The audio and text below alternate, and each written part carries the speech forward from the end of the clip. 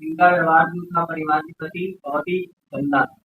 अश्लील बातें बोलना, मम्मी को नाम लेके बुलाना, पति को नामर्द लेके बोलना, गाली-गलौज करना, गाली के स्टेटस लगाना, ये सब इनका चलता था। तो बहुत बार समझाया गया और ये ऐसी चीज़ें हैं जिनको परिवार समझ लेता है कि चलो भाई अभी सब सेटल नहीं हुई तो इसी में सेटल हो। मगर बार-बार ये मरने की कोशिश, इस चक्कर में मैंने अपना सीसीटीवी कैमरा लगाया। कैमरे में मैंने इनको एक दिन चाय में कुछ मिलाते हुए मेरी मदर ने देखा। हमने रिकॉर्डिंग चेक करी। वो चाय में ये कभी हाथ से डालते हुए, कभी हाथ धुलते हुए, कभी पुड़िया से धुलते हुए, कभी ग्लाव से निकालते हुए, इसका इनने पूरा इस्तेमाल किया और पूरा मिला-मिला के हम लोग को खाने में दे रही थी। तो उसके बाद क्या हुआ कि हमने इनकी पूरी इसको शांति से मामला सेटल कर लिया। हम लोग को भी नहीं करना था इसलिए हमने समय कुछ नहीं और पारिवारिक बैठक हुई जिनके सारे चाचा आए माफी मांग रहे हैं कि बहन जी माफ कर दीजिए, भाई साहब माफ करिए, अब बिटिया गलती नहीं करता। उन्हें कभी भी स्पष्ट जवाब दिया। फिर जब ये ले गई हैं और लास्ट बार हमारी बात हुई तो हमने इनके भाई से इसका कोई निर्णय निकाला। तो उन्होंने कहा हम कुछ हमें जो करना हो वो हम करें। उसके बाद इन्होंने मेरे ऊपर झूठा एफआईआर का मुकदमा करा। उसके बाद मैंने अपने वकीलों की राय पे पहले कमिश्नर ऑफिस में कंप्लेन दायर करी, वहाँ से एसीपी ऑफिस कंप्लेन आके एसीपी द्वारा पूरी जांच होकर रावतपुर थाना में मेरा मुकदमा दर्ज हुआ जिसमें मैंने सारे साक्ष्य अपने पूरा उनसे कई बार पूछा गया क्या दे रही हो क्या दे रही हो, तो उसका उनने कोई स्पष्ट जवाब नहीं। कभी कहती है मैं लौंग मिला दूँ, कभी कहती है मैं इलायची मिलाई हूँ और कभी ब्लाउज से अगर लौंग इलायची होगी या तो मंदिर में होगी या तो किचन में होगी, आपको इतना छुप के डालने की कोई जरूरत नहीं। मगर वो कभी कमरे से लेके आ रही है, कभी ब्लाउज में रख के बालकनी में जाके निकाल रही है, कभी हाथ धुल रही हो चाय में, कभी पुड़िया से मिला रही और अगर लौंग इलायची थी तो ये आप भी स्वयं ले सकती हैं, मगर कभी वो स्वयं उन्होंने नहीं ली। नहीं तो ग्लास में मिला और वो अपना सेपरेट अलग ग्लास में चाहिए। हम लोग खाना नहीं बना के खा रहे थे। 15 दिन उन लोगों ने घर में खाना नहीं खाया है, बाहर से मंगा के खाना कुछ खा के इससे बनवाते दहशत की जाके लेकर मिला ऐसे हम लोगों ने अपना जीवन का व्यापन करा तो हम बता नहीं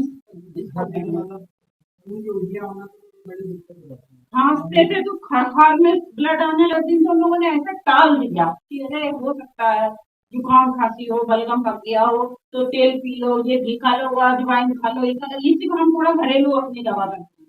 लेकिन जब हाँफने लगे सर मैंने सब कुछ बर्बाद कर दिया मेरा घर का।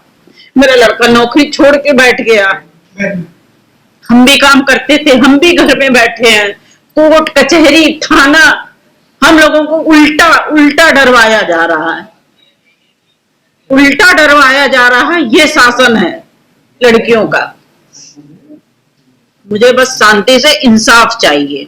अब मैं नहीं छोड़ना चाहती हूँ, अब मुझे इस पे कार्रवाई चाहिए।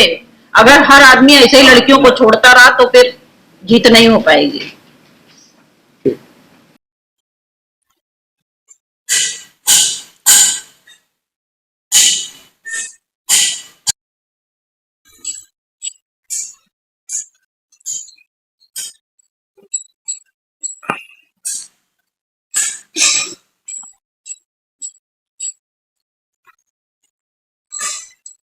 क्या नाम आपको, क्या घटना हो, क्या भैया मेरा नाम हिमांशु गुप्ता है। ज्योति गुप्ता से मेरी 30 जनवरी 2024 को शादी हुई थी। अरेंज मैरिज थी। शादी के बाद से इनका व्यवहार बहुत ही अभद्र, गाली गलौज करना, नामर्द बोलना हमको, ये सब इनका प्रकरण। इनको बहुत बार समझाया गया, पारिवारिक स्तर पर बहुत बार समझाया गया, मगर ये समझने को नहीं तैयार थी।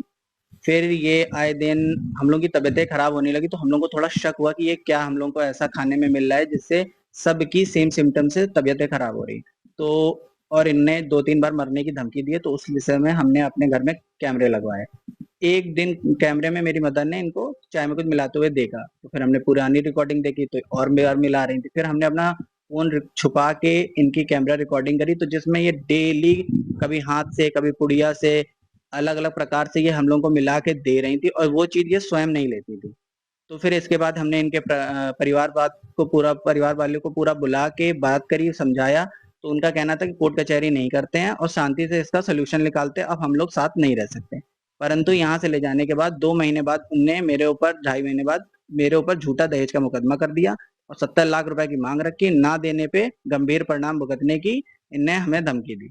उसके बाद मैंने कमिश्नर ऑफिस में अपनी एप्लीकेशन दी, जो एसीपी ऑफिस के द्वारा जांच करके रावतपुर थाना में मेरी एक FIR लिखी गई इनके उनके परिवार के खिलाफ। आपकी मदद क्या करती है?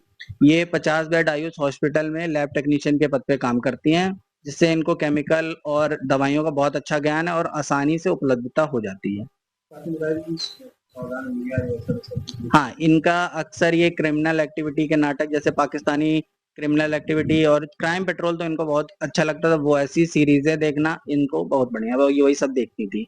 बहुत बार मना करा परंतु ये मानने को उसमें तैयार नहीं है। जो आपने बताया क्या नहीं? हाँ, इनका एक वीडियो है जिसमें ये इंजेक्शन से रूम फ्रेशनर निकाल रही हैं और उसको किचन में ले जाके इस्तेमाल कर रही हैं।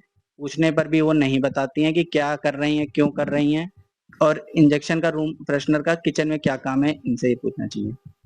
आंटी क्या नाम है और आपकी बहू किस प्रकार से आप लोग को चाय में? भैया नहीं पता क्यों दे रही थी और मेरा नाम राधा गुप्ता है। 2 साल पहले हमने अपने बेटे की शादी बहुत धूमधाम से की, लेकिन ये क्यों दे रही थी अब ये तो हमारी कैसे आप लोग पुलिस थाना ही पता करेगा। ये मैंने देखा था उसको एक बार चाय में हम ऊपर आए हुए, ऊपर के फ्लोर में वो अकेले रहती है, वो ऊपर आए तो मैंने उसको किचन में देखा कि वहाँ पर एक पुड़िया में कुछ डाल रही है। फिर वो मैंने अपने बेटे से डिस्कस किया कि बेटा ये कुछ तो करती है चाय में। फिर बेटे ने पीछे का बैक कैमरा करके देखा, फिर हम लोगों को शक लगा तो मैंने दूसरे दिन तुरंत फ़ोन लगा के इसका मैंने चेक करना शुरू किया कि ये आखिर क्या करती है, खाने में मिला रही कि चाय में मिला रही। चाय में भी मिला के मतलब हमारे पति को, हमारे बेटे को अगर ये दे रही तो हमको कैसे दे रही थी, अब ये हमें इनसे पूछना पता। हाँ, सीरियल तो मतलब अगर पिक्चर चल रही है तो हम लोग बैठ के बुलाते थे, आओ यार बैठे सब लोग एक साथ बैठ के देखे।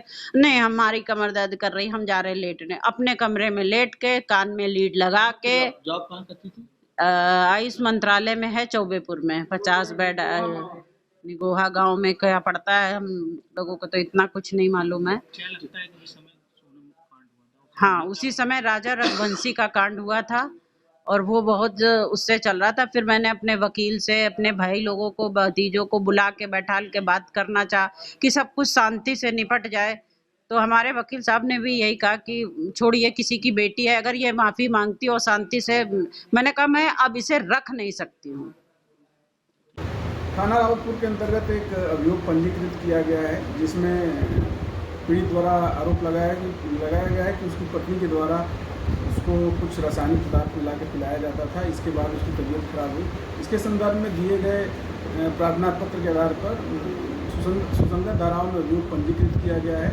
विवेचना की जा रही है, जो भी तथ्य आएंगे उसके अनुसार विधिक कार्रवाई की जाएगी।